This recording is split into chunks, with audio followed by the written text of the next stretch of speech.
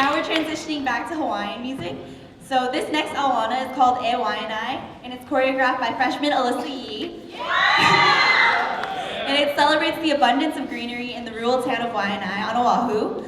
Located on the western side of the island, the kukui trees and palapalai ferns give sustenance to the people that live there.